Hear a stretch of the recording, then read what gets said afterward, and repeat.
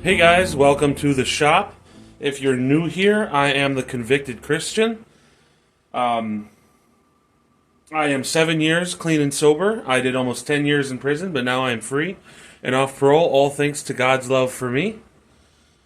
Today is another Hobby Friday, and we are going to be turning this lid some more.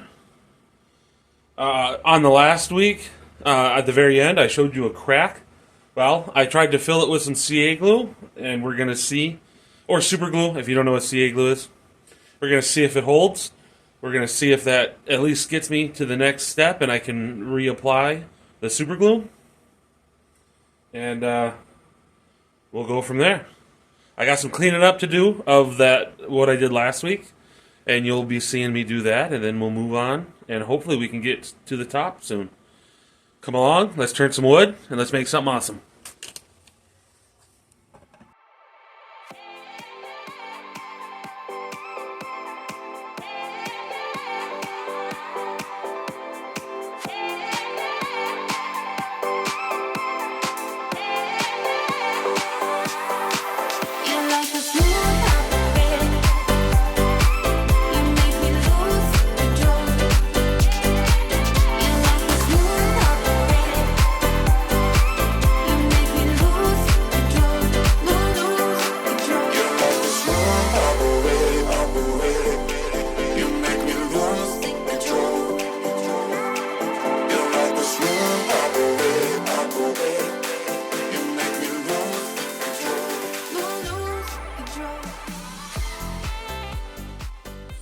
Let's see if that got me back to where everything fits and everything's good.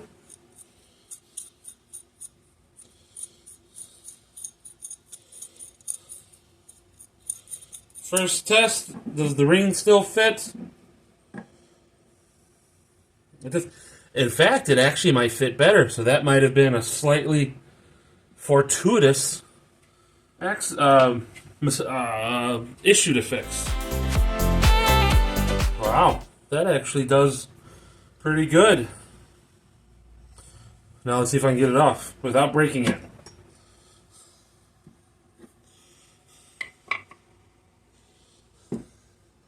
So it's a little tight somewhere. I got to figure out where that is. Ugh. Well, it actually just might be sawdust.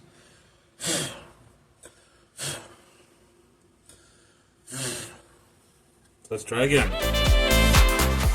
Nope, that's a pretty tight fit, so we're going to widen that out again just a smidge. See if that fixes any of our current issues and gets us to where we need to be.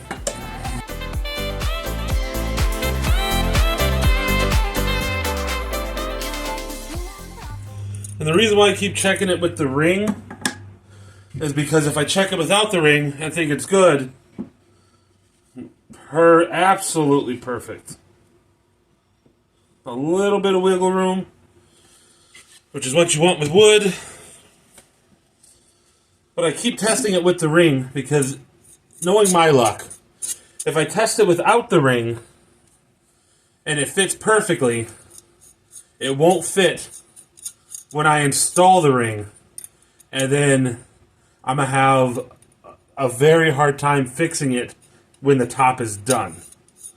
But that fits with a little bit of wiggle room, which is what you want. Now to clean up the rest of this edge right here, and maybe, and then yeah, I'll be ready to flip it around. So let's do it.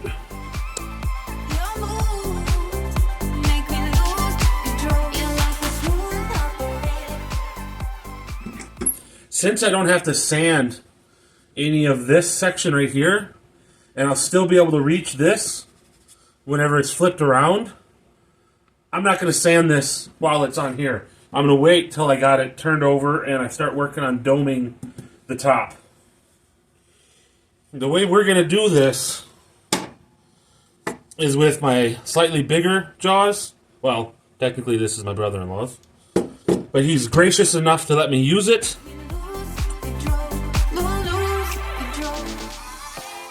Give it a snug fit. Let's see how... Oop. This needs to go away. Now let's see how true... Oh, it's off.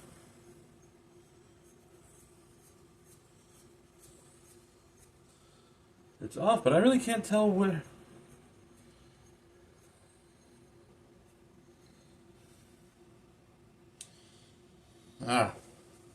So, where I have the CA glue right here, where it meets the chuck, it's causing a little bit of a separation. It's a gap.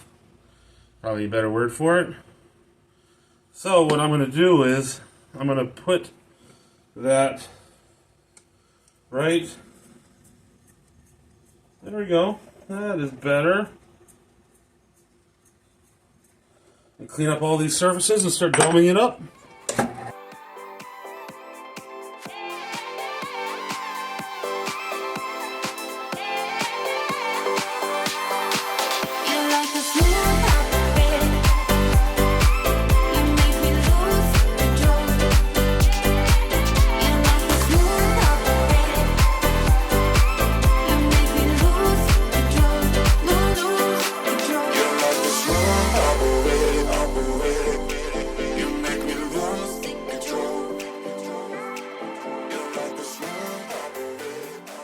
It does look like the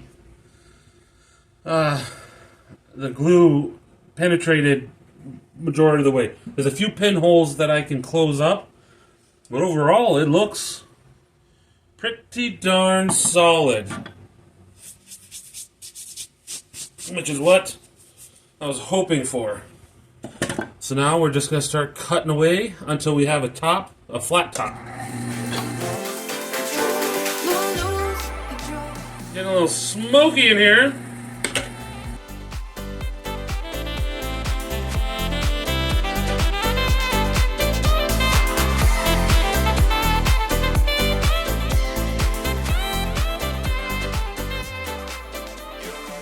bad you can't smell what I smell.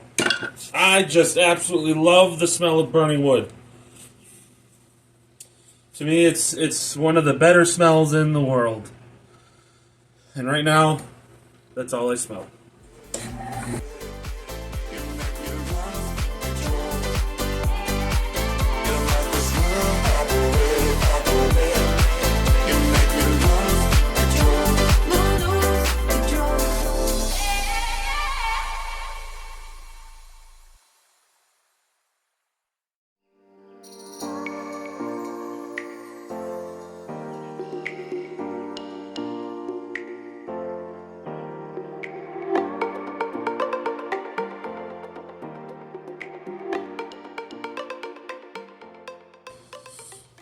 So I'm trying to leave as much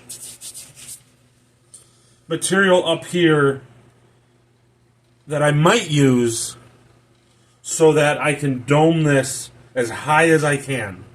Because I want it to be about a tenth of the height of this on top. And I have those screw holes still in there. And I don't want those poking through the top. So now what I'm going to do is I'm going to start coming in at an angle and trying to get that dome perfect.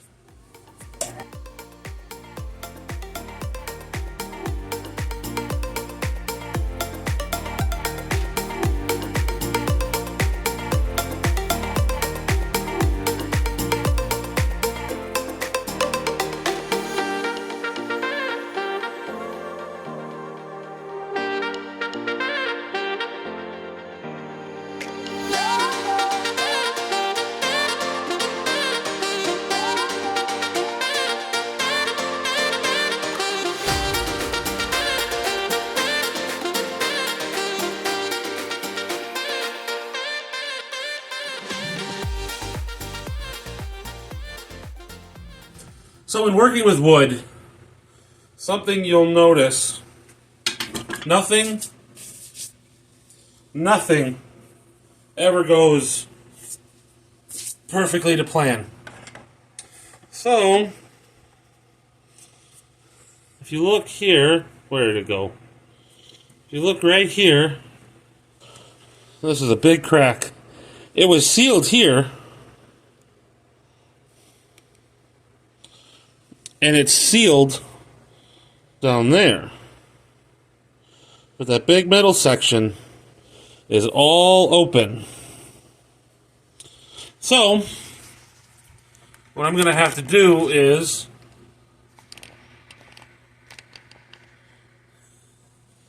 I'm going to have to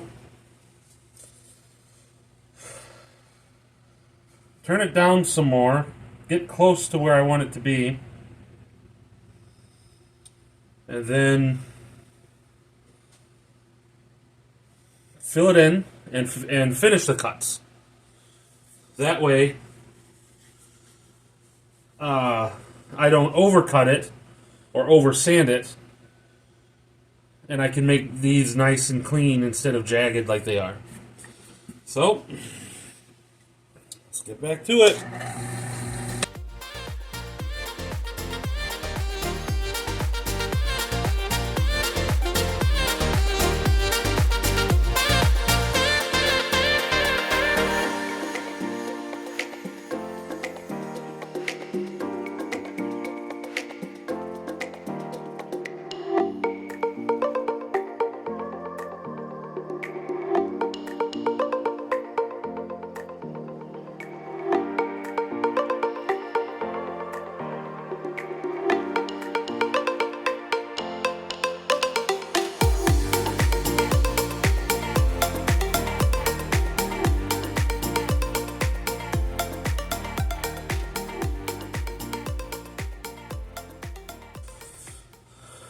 So this is pretty close to where I want it.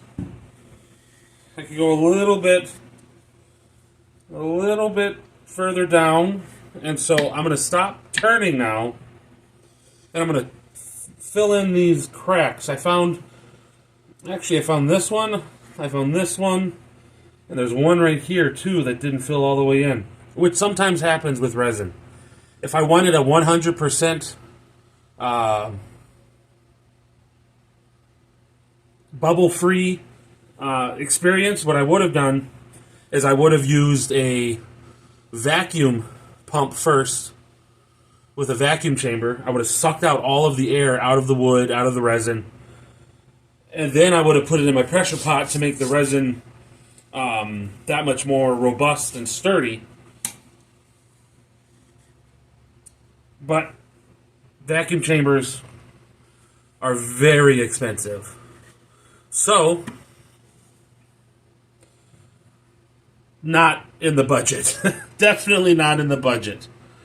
So we're going to leave off from here right now. I'm going to go get these cracks filled in, and then we'll come back. We'll do final cut. And after final cut, we're going to start sanding everything. Well, as you can see, I domed the lid. Filled in some of them holes. And now we are going to clean it up and then start sanding her down. And I'll show you the attachment that I use in my process of sanding. Let's get turning.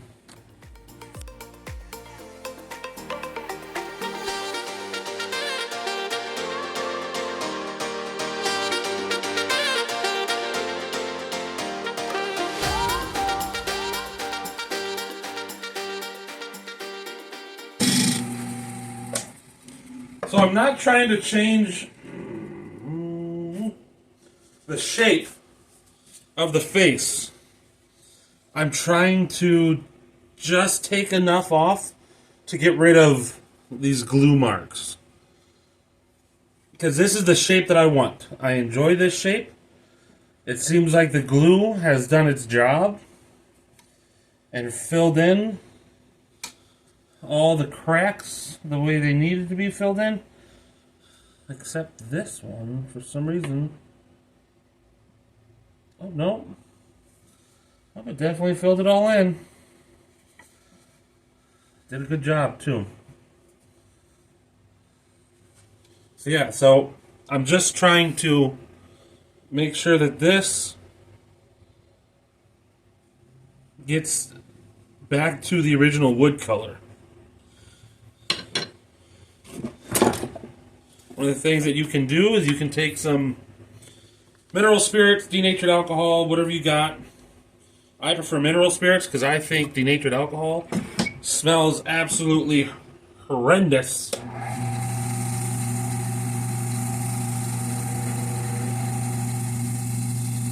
And you can see what it looks like when it's a little wet. And I can still see that glue. So, let's keep working it. What is going on? I need to clean this off.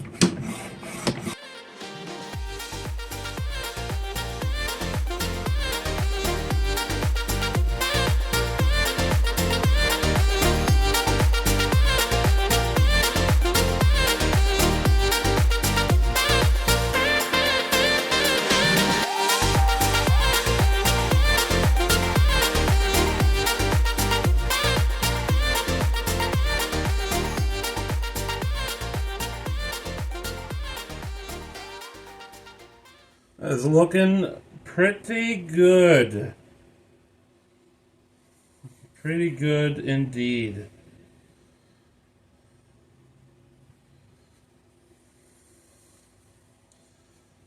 Most of the glue color is gone. All the holes are roughly filled. So now I get to use this. So what this is just a little drill attachment. It's not even an attachment. You put it in the normal chuck. But it's 2 inches across. It's got a little foamy pad.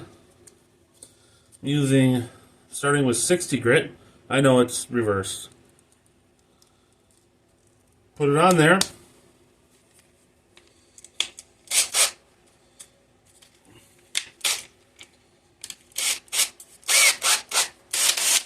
And you got something like this. Turn the lathe on and go to town.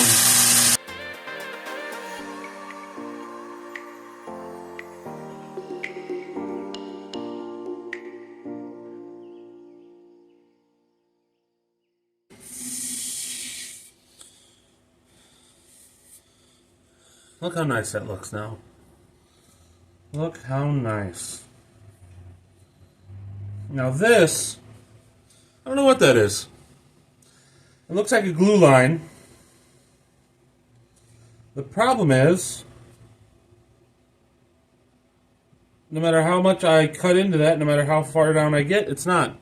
So I don't know if the glue impregnated the wood so much that it discolored it, or if the glue did.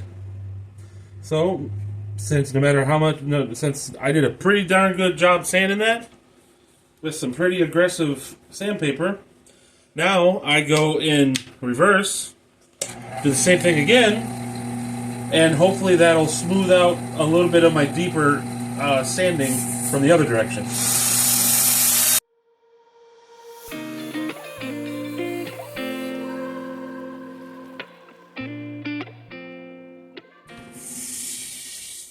Now that feels mighty fine. Mighty fine. So, that's it for the 60. Now let's move on. Oop, no. A little too far.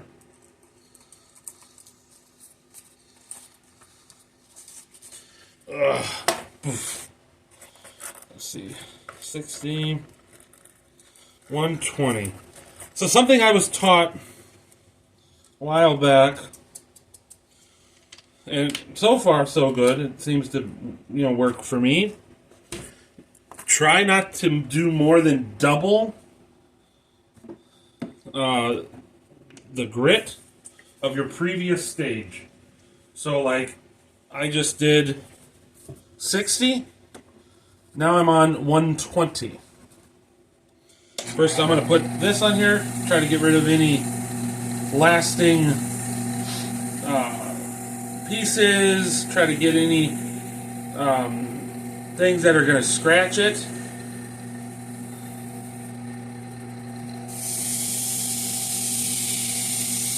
And get that to dry a little bit. Give it a little bit of time. And then we'll just keep on going. So,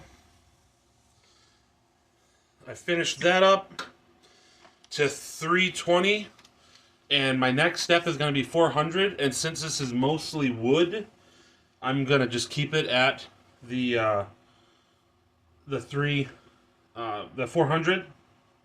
Now, this is oak.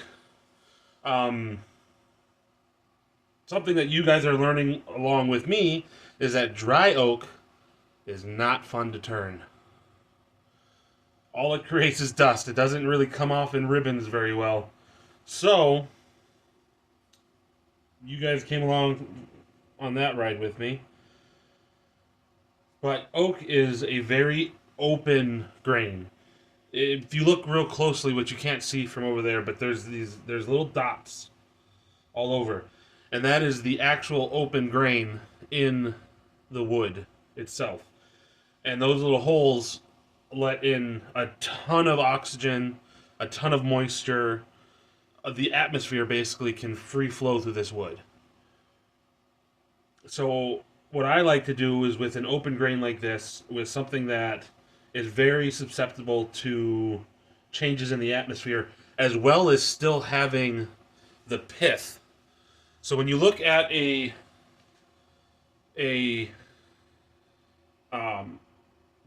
growth rings on a tree, you'll always see something kind of similar to this in the middle, where they all start. And that is called the pith. And the pith is very volatile wood. It does not like to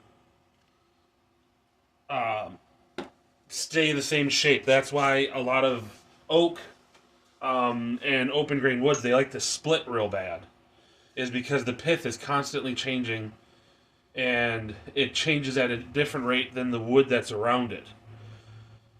So you get these massive cracks, like what this one was. When there was the big piece, it was this huge crack, and now I got it down to here, and it looks smaller, but this was a big crack. So what I like to do is I like to use something that I learned to make. This is beeswax and mineral oil. Some people call it sanding butter.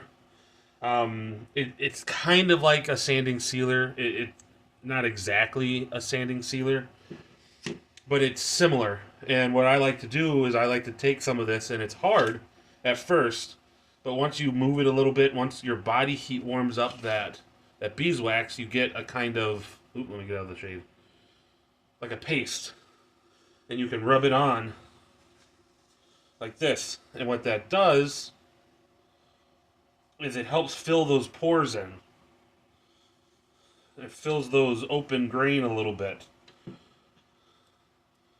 And because it can actually keep rubbing it, making it as thin as possible, making it as liquidy as possible, what will happen is it will actually soak into that grain.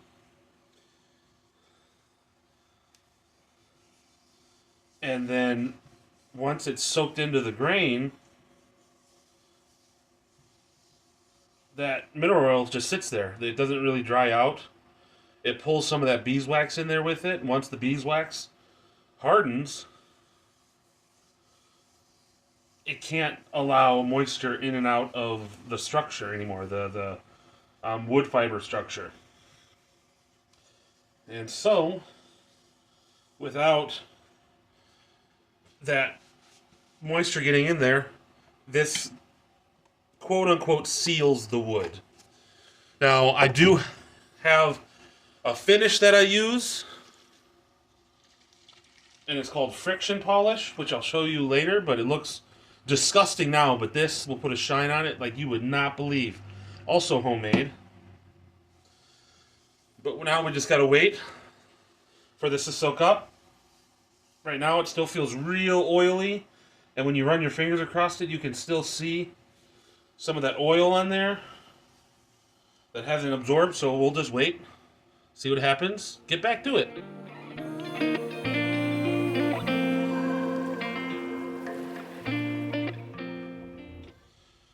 So, I did my 400 sand.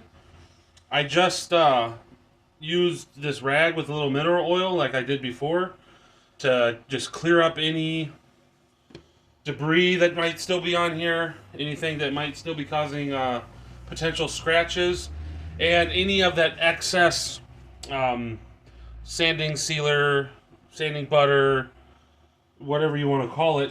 So, we are going to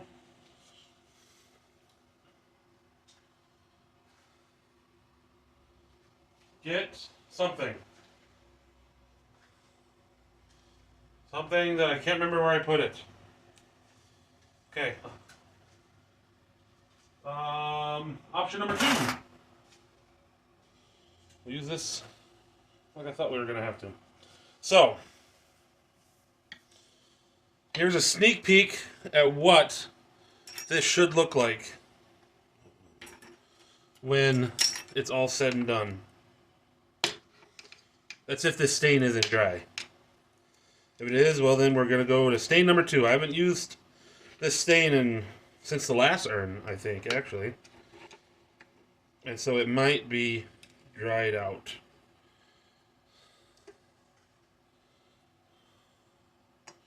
Nope. Definitely needs a stir, though. Definitely needs a stir.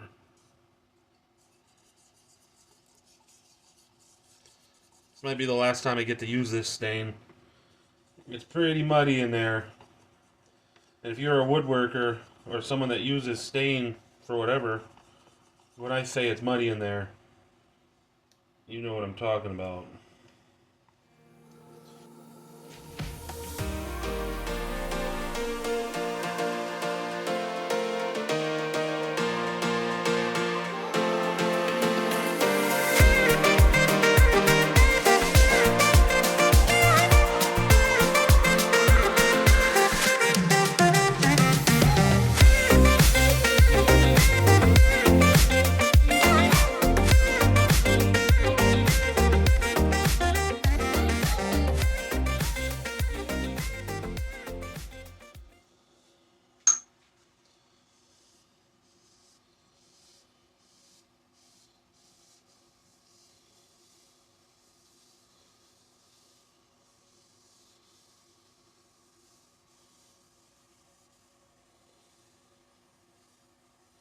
Look at that. Woo! Polish this off a little bit.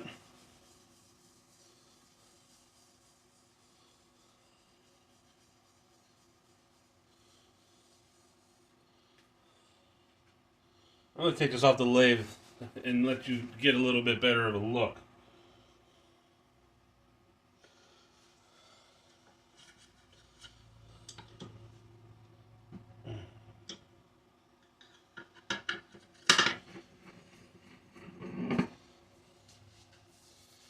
Look at that. Now that is just with a stain on it. And it's already pretty shiny. And I think it's looking pretty fine, if I do say so myself. And I didn't even add the top coat to it.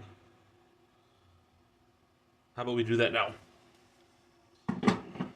What's nice about friction polish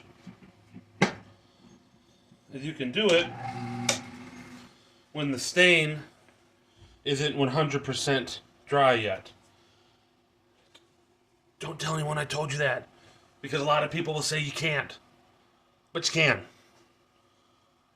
The shellac within this, which is friction polish, when heated up, hardens very hard. The stuff in stain, the chemicals in stain, do not affect that. So even though this may not be 100% clear, all it's going to do is take on the characteristics of what you're working on. That's it. So, let's give her a try.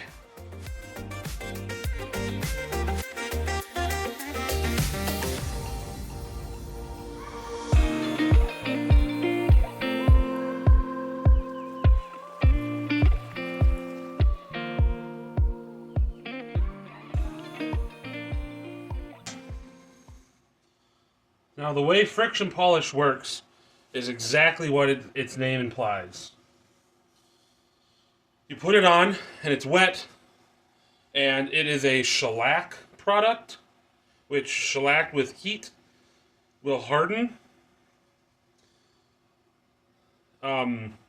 The other parts of this product are denatured alcohol and boiled linseed oil. I'm gonna tell you the truth, I don't know what the boiled linseed oil does. I asked a few questions about it, and I can't get a straight answer. So I can't give you a straight answer what it's for. But I know the denatured alcohol, that helps keep it in a much more liquidy state so it can be applied to the wood. But you put it on the wood, you put a little pressure on it, and the friction of holding this onto the wood, the paper, or the towel, microfiber, whatever you're using, generates heat. Well, that hardens the shellac within the friction polish, and it gives you a finish. So we're going to wait for this to finish, once it cools down all the way, because we don't want the shellac to reheat while it's still somewhat liquid. So we're going to let this harden for a little bit, and then we're going to put another layer on there. And I like to do 3 layers total.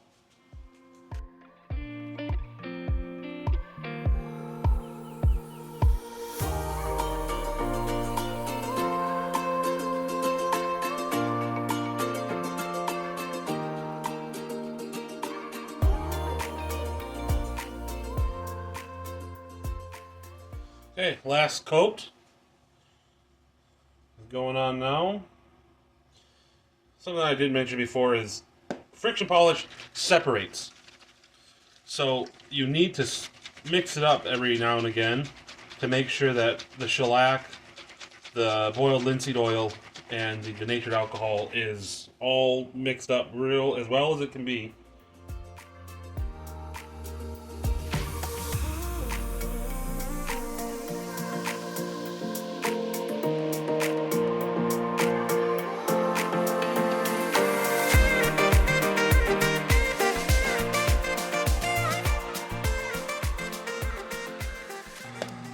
Let it run for a little bit, because right now it's keeping shape in a perfect roundness. And look, you can even see how reflective it is. You can see my hand in the reflection. That's a polish.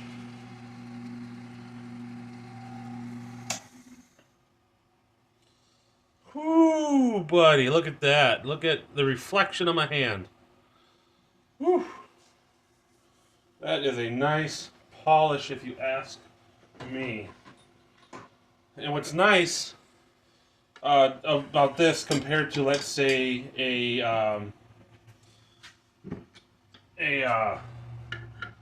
like a poly, like a clear poly, which clear poly in the right usage is amazing.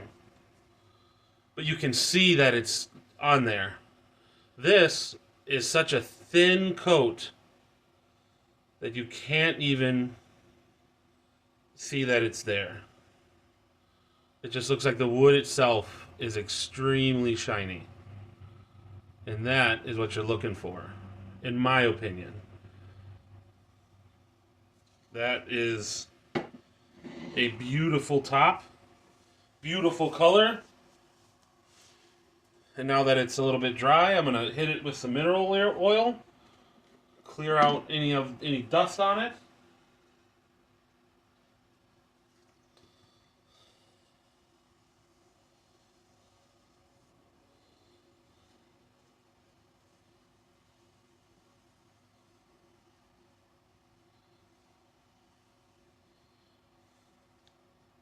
And this is a final finish right here.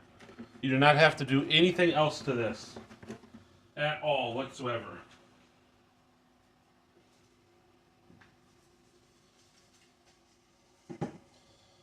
Dry off that mineral oil.